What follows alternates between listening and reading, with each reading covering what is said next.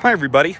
Today I'll be showing you how to start and operate a vintage Fairmont 2-cycle motor car. So before we begin, there's a couple of items that you need to check. Number one, make sure that the radiator has water, right? If there's water here, that's great. If it's spilling out, even better. Oopsies. There we go. Next thing to do is open the gas valve on the bottom of the tank. I don't know if you can see there, that is your sediment bowl. Now the sediment bowl is basically your fuel filter, but there is a small needle valve on here that needs to be opened up all the way before you can operate the motor car. It's also important to note that these motor cars use 16:1 mixed fuel. They do not take straight gas. If you put straight gas in one of these, it will ruin the engine and I will yell at you. Of course, make sure that these cars have gas in them. This one's a little low, but it's okay. Okay for demonstration purposes. If I can get this back on. So I have the hood of this motor car 9000, removed here just to demonstrate some of the controls. There are a lot of levers, and it can be a little, intimidating to run one of these, but I guarantee you it's not that hard. So I guess we'll go through the controls real quick here. So we'll go from bottom to top. So your first one is your timer. Now that is your ignition timing, right? So it actually tells the engine, well, through all these mechanisms, it actually tells the MSD box when to fire the spark relative to where the piston is in the cylinder. And that, and we'll get into that later, why you want to adjust that, right?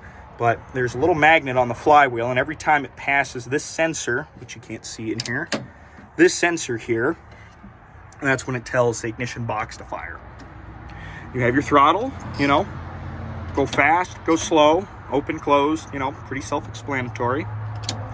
You have your fuel mixture control. See, this rod goes down into the carburetor. This is the carburetor right here, right? Turning the mixture out richens the mixture, meaning it meters more fuel per given amount of air into the engine. Turning it in makes it leaner, less gas per fuel air, or per air amount of air going into the engine, right? You also have a choke function, which is a butterfly valve in the intake of the carburetor. And to activate that, you pull up, like so. You can see this lever here is being activated when I pull up. Of course, you have your handbrake, pretty self-explanatory. That's how you stop.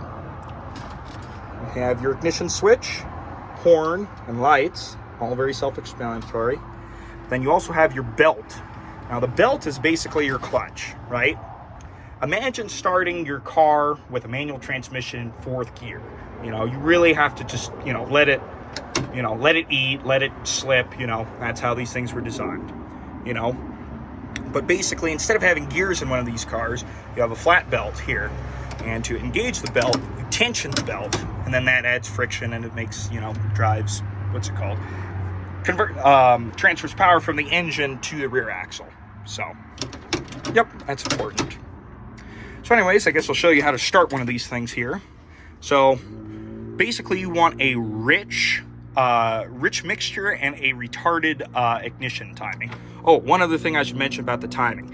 These engines are bidirectional, meaning they can run backwards or forwards, depending which way you want to run the car. Like I said, there's no gears in one of these cars. The only way you can control the direction of one of these cars is based on the direction that the engine is spinning.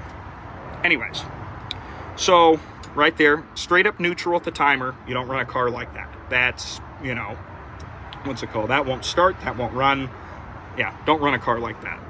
But it's a good point, it's a good reference point, I should say, right? So this way is fully advanced ignition timing forward. This is fully advanced ignition timing backwards, right? This is retarded ignition forwards. This is retarded ignition backwards. So one more time, neutral, retarded forward, full advanced forward, retarded backwards, full advanced backwards. Anyways, So for this demonstration, we'll be starting the motor car forward. We'll drive it, a rail length or two here before I hit the squishy. So, like I said, the best way to kind of, give yourself a reference point is put the timer straight up and down in the middle. And then give it just a little forwards, about yay there. You also want your throttle full open. Now with your mixture control, each one of these cars is a little different. Some like more, some like less, yada, yada, yada. Some of them fully closed, have the pointer in a different spot. But in the case of motorcar 9000, the mixture control likes to be at about 6 o'clock or so when running. Now, I only have one hand to crank the engine up, and so I won't be able to pull up on the choke. So I'm going to artificially rich in the mixture by just simply riching it up a little bit like so, right? That's basically one full turn, right? So that's totally closed, right? That's about one full turn. And that's always a good starting place. If you don't know the motor car and you're trying to figure out the fuel air mixture, one full turn for starting is usually about right, just for starting. So make sure your ignition is on. That usually helps. Go around to the other side of the motor car, and we're going to go ahead and take our crank out. Now, like I said, you can actually start these motor cars in either direction, right? You crank them forward to start them forward, or crank them backward to start them backwards, right? So what you're doing here is you're taking your crank, and I don't know if you can see in there, but that's the end of the crankshaft, and there's a little pin right there, and that's basically what the end of the crank catches on, right? So put your crank on the end of the crankshaft, give it a little bit of a turn until you feel a catch, right? So in this case, it's right here. Very important to note, do not crank one of these motor cars like that with your thumb on the outside. If the motor car backfires, it could tear your thumb off. Always crank one of these motor cars with your thumb on the outside, like so. Okay, ignition is on. We have our timing retarded, our throttle full open, and a rich, fuel air mixture. So basically, you give the motor car a couple of cranks here, and it should fire right off. And when it starts to run, advance the timing and close the throttle. Now, you have the right ignition timing when your throttle responds instantly. That's not too bad. Now, if I had the mixture too rich, like so, you'll notice a lot of smoke, and the throttle response is not as good, right?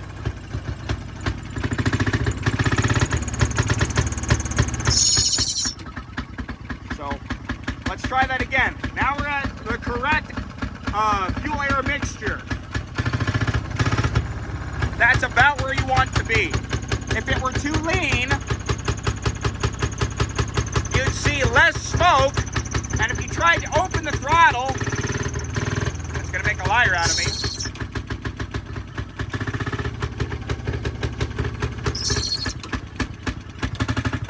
It wouldn't want to run. So, bad throttle response, no smoke is too lean. Lots of smoke, bad throttle response is too rich. Now, if we want to go forward, you take off the brake, open your throttle, and engage the belt until it starts catching.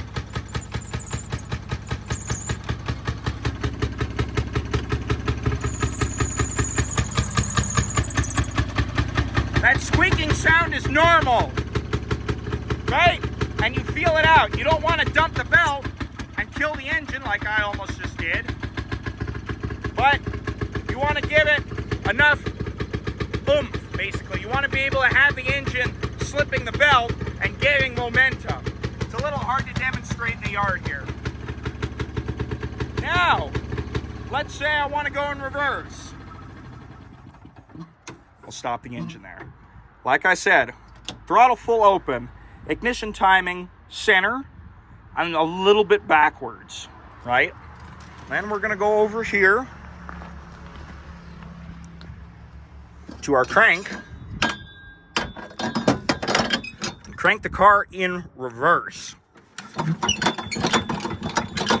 Wait a minute. It works a little bit better to turn on your ignition timing. Like so. Let's try that again. Like I said, same thing. Get your crank on the end of the crankshaft. Catches. Thumb outside. And when the engine spins up, close the throttle, advance the timing. Get a good idle. Throttle fully closed.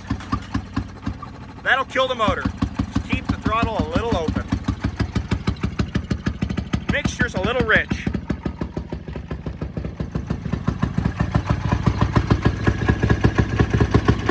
Right? Like I said, brake off. Open the throttle a little. Give it some beans.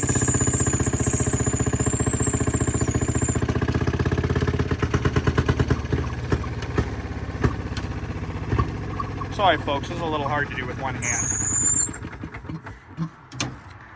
So basically you're gathering momentum while letting the clutch or belt slip. You know, if you're used to a manual transmission vehicle of some kind, basically think of it as a clutch that you really have to let slip, drag it out. What else to tell you guys? Oh, very important thing to know. Now, each one of these motor cars, 9000, 9002, and 334, will have an ammo can. The ammo can will have a variety of tools. Some very important ones are a wire brush and a plug puller. Now, let's say you're driving along and all of a sudden your motor car just stops running, right? You crank it up, can't get it running. What you have to do is inspect the spark plug because you may have fouled the spark plug, which is very common, especially if the mixture is too rich or too lean or just not right. So pull the spark plug out, right? What you want to do is connect the plug lead. I'm going to put you down for a second.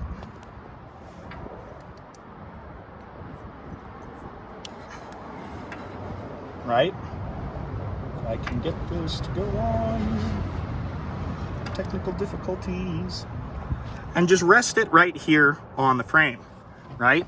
Now it's a little easier for me because I have the hood off, which may help you. But basically we're looking right there at the spark plug. I'm gonna go ahead and zoom in a second here. Make sure ignition is on. And what you're gonna do is just crank the engine. Doesn't matter where the timer is. In this case, it sparks regardless. Right? So if I zoom in here on the spark plug, I'm going to go ahead and crank the engine.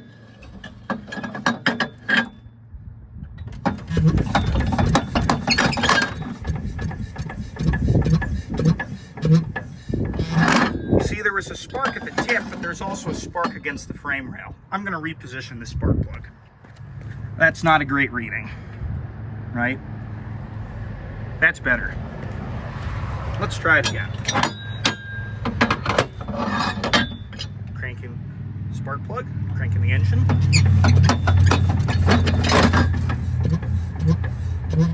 You can see we have a blue spark directly at the tip, the electrode of the spark plug. It's important to note that these spark plugs need to spark at the tip every single time for the engine to run properly. You know, if you have a fouled plug, it may not spark at all. It may spark down inside there, not at the electrode. Now, say you have a fouled plug. What you have to do is take your wire brush and clean out all the carbon, the crud, everything. I can't do this because I have one hand here with the wire brush, right? Like I said, it has to spark at the tip. Your gap may be too wide or it may be smashed closed also. Make sure that the distance between the strap and the electrode is about the width of a dime. It's not super critical, just eyeball it. That's a pretty good one there. Now, let's say you're in a hurry. There's a train right behind you or you need to be right behind your train. These cars should also have some brand new spark plugs in them. If you don't have time or cannot unfoul the plug in a reasonable amount of time, don't worry about it, just use a new plug. But like I said, you should only resort to a new plug if you absolutely have to. That's so that if you have to be, you know, really close behind a train, or if you there's a train right behind you, you can just take a spare plug out of here, throw it in here, and go. right? So always try to unfoul the plug first before you reach for the new spark plug. You should always have about 2 new spark plugs with you at all times. So this car needs 1 more. Now, to put away one of these cars, it's quite simple. Make sure your fuel mixture is off. No need to crank it down. Just make sure it lightly seats. Ignition off, your lights off, blah, blah, blah. Clear up your authority, blah, blah, blah. And also, make sure that your butterfly valve is closed. That's just to prevent gas from leaking past the carburetor into the engine and just causing a mess, basically. Another thing that you need to do if you come across a tank or a stream or a filling point is always check your water. Like I said, there should be water flowing out of here, but if it's up here, that's fine. If you don't see any water up here, that's bad. Another thing to note is these are atmospheric. I didn't run this engine enough to really demonstrate it, but this is an atmospheric, atmospheric cooling system, right? It's pure water, it is non-pressurized, and so it will steam. Your car, whatever car you have, modern, old, doesn't matter, is a pressurized system, right? Which keeps the coolant from boiling. But in this case, what happens is that you have water, around the cylinder, up here in the water hopper. It turns to steam, comes up here into the condenser. It condenses and runs back down and turns back to water. There will be steam coming out of the overflow pipe. Don't worry about it. It's supposed to do that, right? And like I said, make sure there's water in here. Always make sure there's water in here. You will kill one of these things if you do not have water in here. Another very important thing, make sure that you are using 16:1 gas. No lighter, not straight gas, that will ruin the engine. Make sure you're using 16:1 mixed fuel. And the chart of how much oil to put per gallon of gas is in my shop here in Hermosa. Anyways, I hope you found this video entertaining, interesting, and informative. If you have any questions, please, if you're a Durango and Silverton employee, text me. If not, leave a comment in the video below. And yeah, thank you much for watching.